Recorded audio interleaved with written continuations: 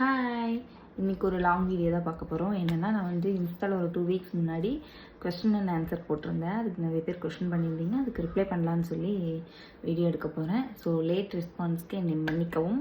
வீடியோக்குள்ளே போகலாம்.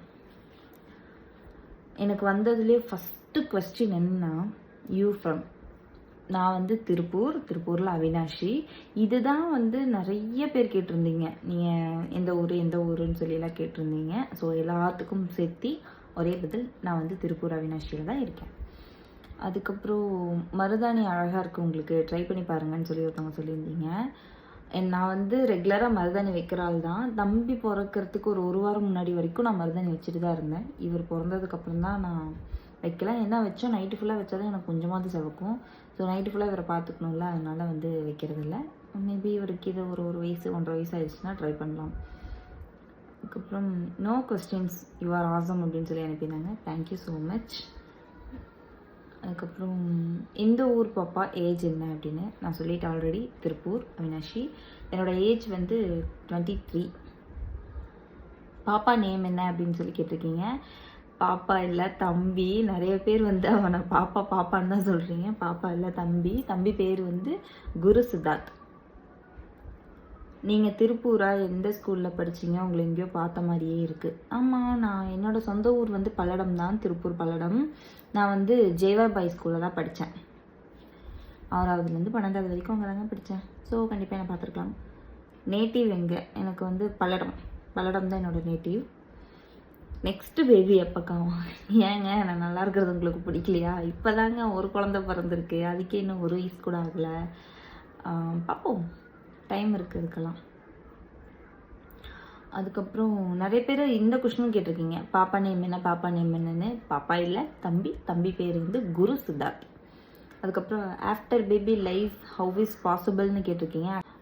நல்லா தான் இருக்கு. ஆஃப்டர் பேபி எப்படின்னா நல்லா இருக்குங்க லைஃபு. அதாவது மேரேஜ்க்கு அப்புறம் ஒரு மாதிரி லைஃப், ஹாப்பியான லைஃப். பேபிக்கு அப்புறம் ஒரு ஹாப்பியான லைஃப் எனக்கு. ஸோ நல்லா இருக்கு என்னோடய லைஃப். அதுக்கப்புறம் ஸோ க்யூட் பேபி அப்படின்ட்டுருக்காங்க. ஆமாங்க, அழகுதான் அவருக்கு என்ன. மோகனா தேவி நல்லா இருக்காங்களா? ஆள் அட்ரஸே இல்லை அப்படின்னு சொல்லி கேட்டிருக்கீங்க.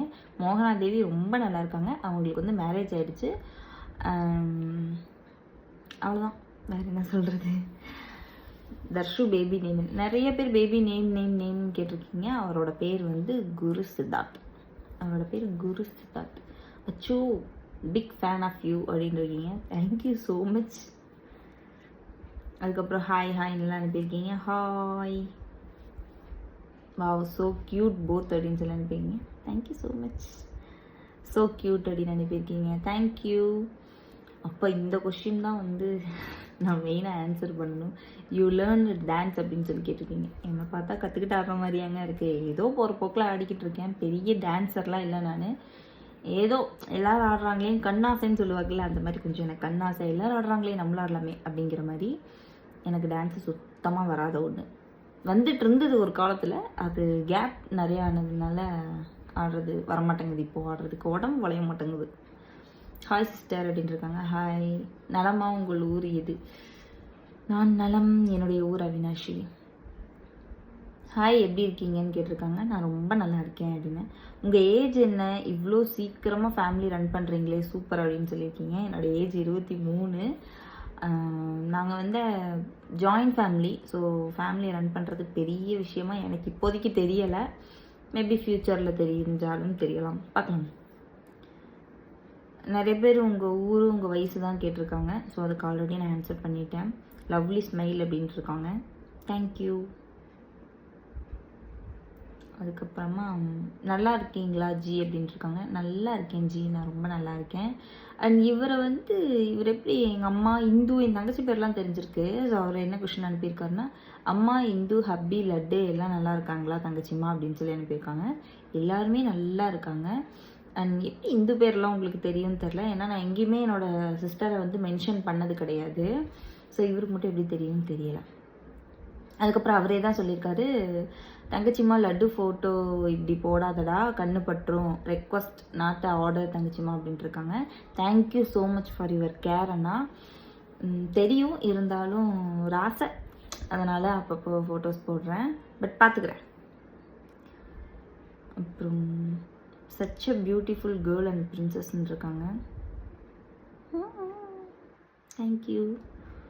ஹாய் ஹாய் அப்படிலாம் பண்ணியிருக்காங்க. அப்புறமா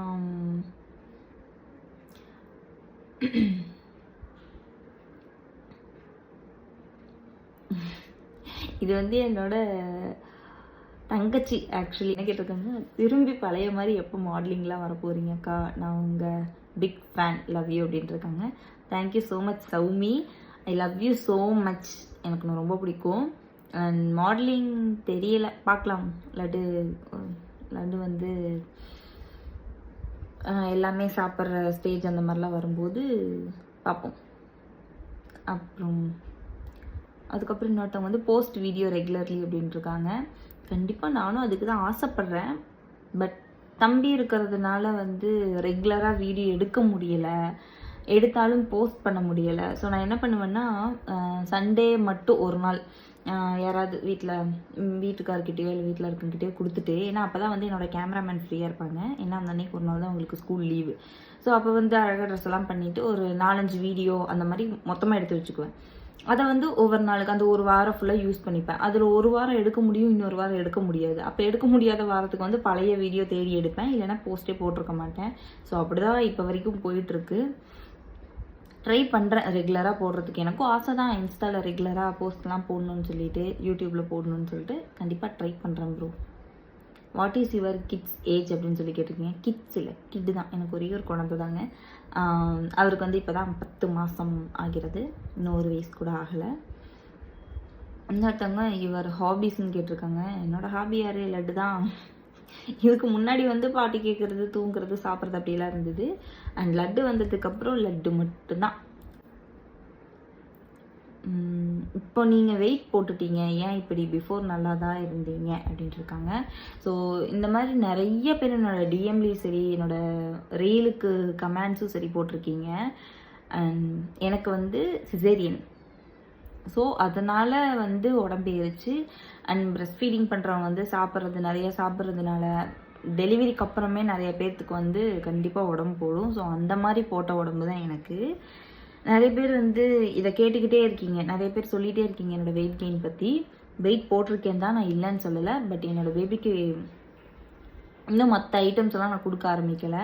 அதிகமாக கொடுக்குறேன், ஆனால் ரொம்ப அதிகமாக நம்மள மாதிரியெல்லாம் ரெகுலராக அவர் இன்னும் சாப்பிட ஆரம்பிக்கல. ஸோ அதுக்கப்புறம் மேபி நான் டயட் இருந்து எக்ஸசைஸ் எல்லாம் பண்ணி கண்டிப்பாக உடம்பை குறைக்க தான் போகிறேன். அதனால் தயவு செஞ்சு அந்த வெயிட் கெயினை பற்றி மட்டும் எல்லாருமே அந்த பாடி ஷேமிங் பண்ணுற மாதிரிலாம் நிறைய பேர் மெசேஜ் பண்ணியிருக்காங்க. நான் அதை டெலீட் பண்ணியிருக்கேன். ஸோ அதை பண்ணாதீங்க. டெலிவரிக்கு அப்புறம் தான் வந்தது. நிறைய பேர் எக்ஸசைஸ் பண்ணுவாங்க, டயட் இருப்பாங்க தான். ஸோ எனக்கு அதில் இப்போ விருப்பம் இல்லை. மேபி பண்ணலாம், கண்டிப்பாக பண்ணுவேன். அக்கா எனக்கு ஒரு ஹெல்ப் பண்ணுங்க நீங்கள் அப்படின்ட்டு இருக்காங்க. என்ன ஹெல்ப்பு சொல்லுங்கள், பண்ணிடலாம். என்னால் முடிஞ்ச ஹெல்ப்பாக இருந்தால் கண்டிப்பாக பண்ணுறேன். ஒருத்தவங்க சொல்கிறதுக்கு ஒன்றும் இல்லை அப்படின்னு சொல்லியிருந்தாங்க. Thank you so much. ஏன்னா எல்லாத்துக்கும் ரிப்ளை பண்ணணும்ல, அந்த மாதிரி நானும் ரிப்ளை பண்ணிட்டேன்.